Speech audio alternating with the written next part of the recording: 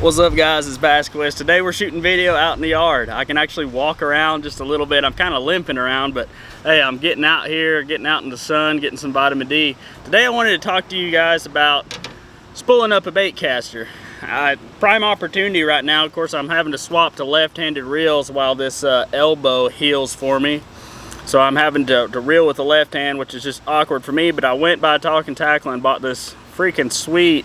It's the Corrado 70 XG. It's the MGL version of it, but it's a freaking awesome little reel. And I spooled it up, made a whole video about it, and then the dang audio got corrupted. So I figured I'd pop out here real quick and reshoot it for you.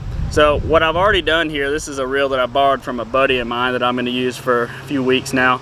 And what I'm going to do with that is spool up the backer first. So you can see it's already got some backing material on here.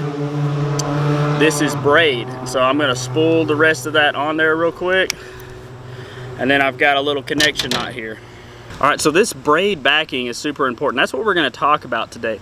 There's a couple advantages to using the braid that we're going to talk about in a few minutes for your backing material. So what we're going to do is we're going to count the amount of cranks that we've got. So on every reel, if you look it up and you look at the specifications, it'll tell you how much per handle turn, how many inches I should say, that you're going to retrieve per handle turn.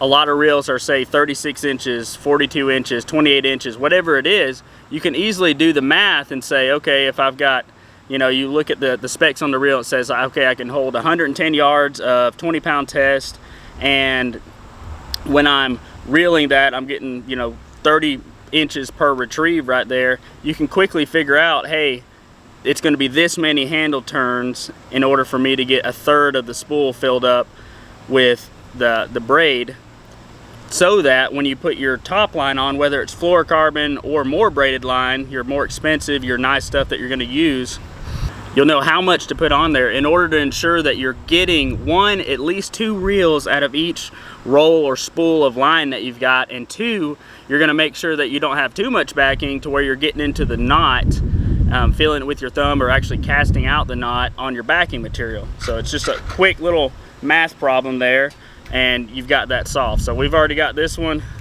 rigged up here. We're going to move on to the next step. So the next step here is we want to figure out what we're going to top shot. This is your higher quality braid. This is your, you know, high quality expensive fluorocarbon that you're using. For me, I really like this Suffix 832. It's a pretty affordable braid, but it's got a few key advantages to it. One of the things is it keeps its color for a really long time. That's difficult to find, and it's super annoying when you get some braid that doesn't keep its color, it fades out right away. The other thing is that it is quiet going through the guides, which is super key when you're flipping mats, when you're you know, throwing a frog around, when you're around spooky fish and stuff like that. You want to be quiet. You want that presentation to get in and out of there without spooking the fish or letting them know that something's going wrong in their little environment down there. The other thing is, though, if you actually feel this line, this gore technology is what they call it, it actually is somewhat abrasive. It's kind of weird. So it's quiet, but it's also abrasive at the same time, and it's a low diameter. What this allows you to do is, when you set the hook, especially on the leafy green grass that we have in the southeast over here, hydrilla, milfoil, stuff like that, when you set the hook in that mat and that fish cuts out to deep water, it's real easy for that braid to rip through the grass instead of pulling the grass, because that's a great way to lose a huge fish, is to have 60 pounds of grass and the fish 10 foot away jumping. That's just a recipe for disaster. You want line that's going to cut through that cover in order to land the fish. So what we're going to do is quickly pull this out of here real fast, and we're just going to tie some kind of connection knot. Now, a lot of times I just go ahead and take the time to tie like an actual little connection knot. I'll tie something easy like a blood knot or an Alberto knot, something that you can tie really fast. Technically though, you could just do like 3 granny knots, and as long as you've done your math right on your backing material and everything, you'll be fine. So I'm going to give this a few wraps here. Alright, super easy, super fast. We got a little blood knot on here. Boom. Going to grab my tag ends and trim them off.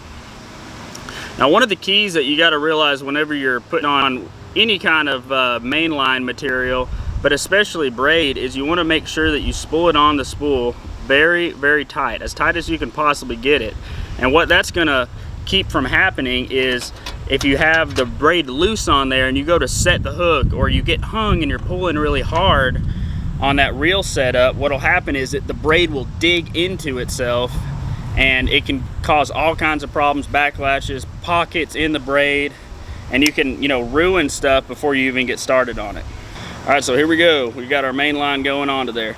I usually put the line at least through a couple guides. That helps me to get it through there straight and gives me a chance up here to put the tension on it.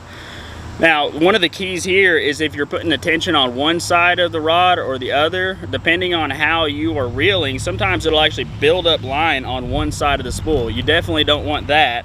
And so in order to combat that, you can kind of look at the spool as it's filling up, and if it starts to build up on one side, pull your fingers to the opposite side of the blank of the rod, and that'll help it spool back on straight. That's just one of the little tips when you're doing a bait caster.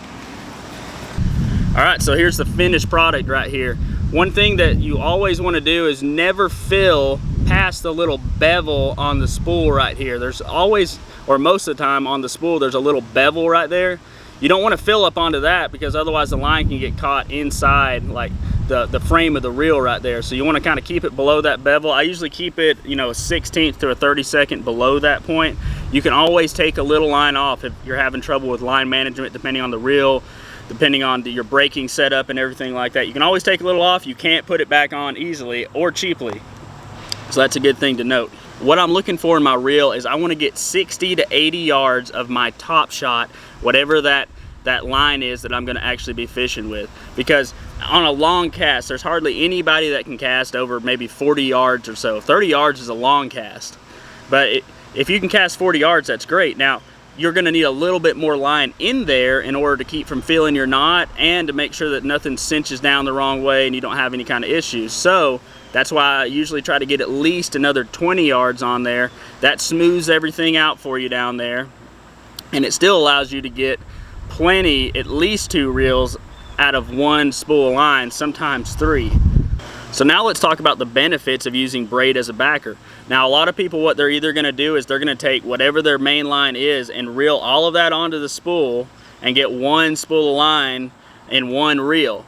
That's not what you want to do. Now, a lot of guys, what they do is they put at least some monofilament backer under there, because mono's cheap. You can get, you know, 600 yards for $7 to $10. But by going to a cheap braid, you know, like this trilene braid, I think it's $15 for like 600 yards, and I've got 50-pound test. You want to get a little bit heavier line to put on there, because then you can get, I mean, I don't even know how many reels that I could spool up with this, but as far as putting backer onto there. So I've heard some other guys talk about the actual weight benefits. So when you've got your spool there and you cast, what happens, you've got centrifugal force that's spinning that spool. So in theory, if your spool itself is lighter, it's going to spin and run for further. What that's going to allow you is a little bit further casting distance than you would have normally. Now, this is one of the reasons why I don't tape my braid into the spool. A lot of guys, they just put some tape on there and then they reel onto it there. If you have a little bit of electrical tape on there, it's an uneven distribution of weight on there. It's just like having a tire that's out of balance. You don't have the weight in the right place. It's wobbling. It's not spinning properly, and what that's going to amount to is you getting less casting distance. You're not going to get the full performance out of your reel, which is what we want to have. So the other benefit is braided backer is going to be good forever. Something that's really frustrating, I've used mono backer for years, and what happens is mono has a lot of memory. So what happens is it coils up really badly, and when you pull out and you're getting ready to re-top shot, you know, retie another main line onto there, whether it's fluorocarbon or braid, it can be really hard to manage that mono. Another thing that happens is it actually breaks down. You'll see it get chalky in there, and it'll feel uneven, like the line itself is breaking down. I don't like that either. So by spending just a little bit more in the long run, what you're gonna have is you're gonna have backer on these reels that's gonna last forever. I mean, the braid's never gonna go bad. It's nice and strong, it's lightweight, it's gonna give you the maximum output, the maximum performance of your reels. Hey guys, I hope you enjoyed this video. If you do, make sure you subscribe to the channel. It really helps me out. Like the video, share it with your friends. And guys, I hope this week finds you out on the water, and I'll catch you there.